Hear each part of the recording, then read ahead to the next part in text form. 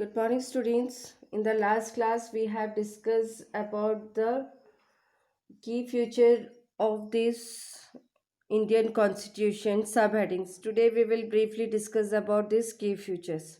I told you already that we had five key features of the Indian Constitution.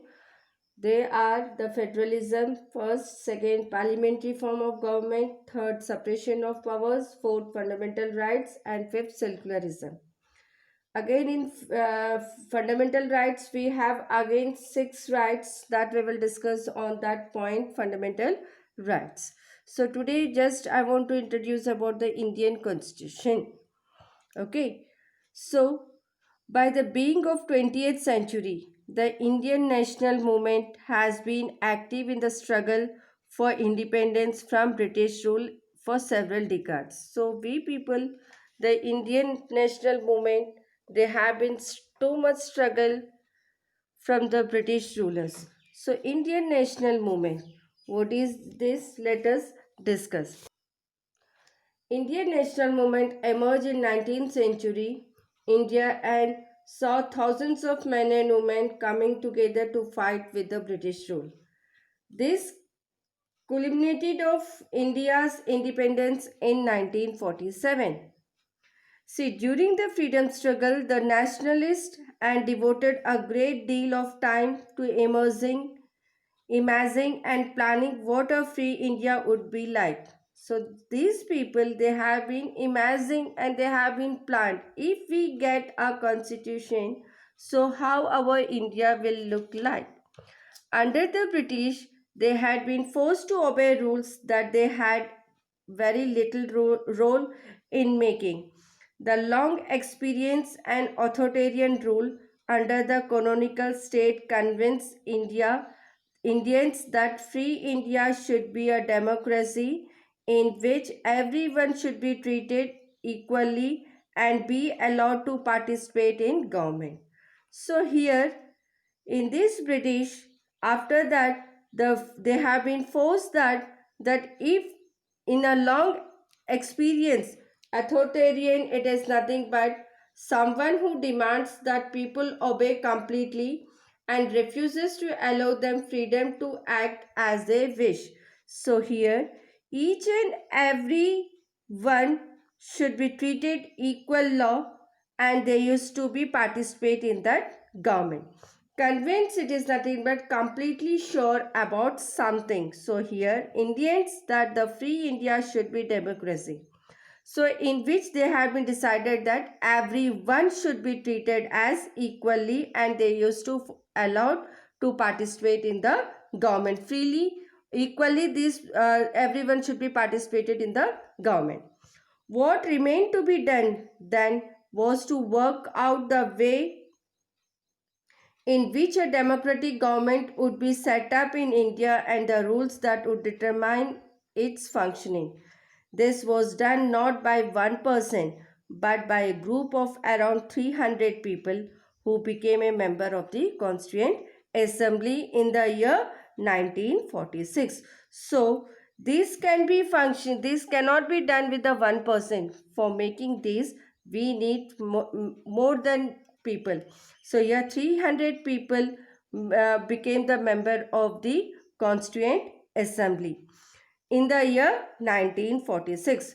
See, this question can be asked as one mark question. See who became the member of Constituent Assembly in which year. You will write 1946 and who met periodically for the next 3 years and write India's constitution. So here in this there was an extraordinary sense of unity amongst the member of Constituent Assembly. Each of the provision of the future constitution was discussed a great detail and there was a sincere effort to compromise and reach the agreement through consensus. The above shows see Sardar Vallabhbhai Patel, a prominent member of the Constituent Assembly. So, in this Constituent Assembly, Sardar Vallabhbhai Patel, he was a prominent member of the Constituent Assembly. These member of Constituent Assembly had a huge task before them. So these member, they have a huge task, means they have decided. The country was made of several different communities who spoke. After that, they have they have different communities who can spoke different languages, belong to different religion, and had distinct culture also. When the constitution was being written, India was going through considerable turmoil. Turmoil, it is nothing but a state of great noise, or you may say a confusion. The partition the partition of the country into India and Pakistan was imminent. Imminent, it is nothing but to occur at any moment. Some of the princely states remain undecided about their future. And the socio-economic condition was vast mass of people appeared dismal. Dismal, it is nothing but causing or showing sadness. All of these issues played the minds of the member of Constituent Assembly as they drafted the constitution. They rose to the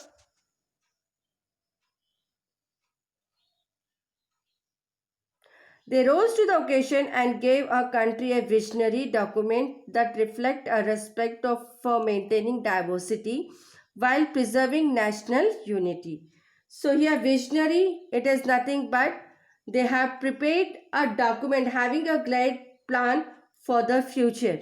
So here they had been prepared a document that reflect or respect maintaining both diversity while preserving the national unity. The final document also reflects their concern for eradicating poverty. Eradicating, it is nothing but to destroy or get rid of something completely.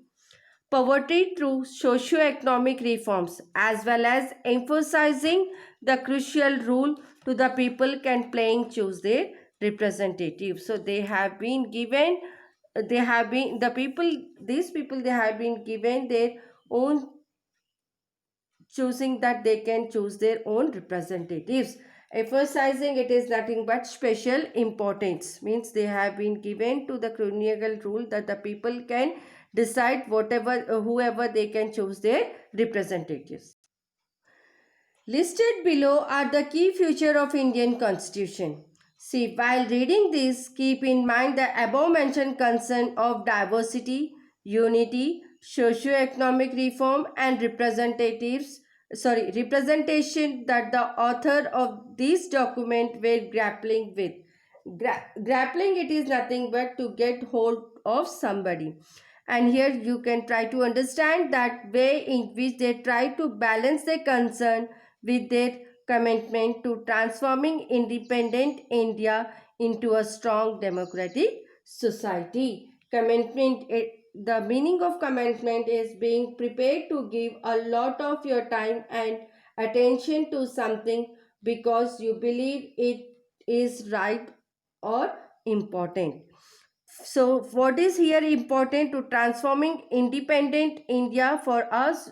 For what? For a strong democratic society.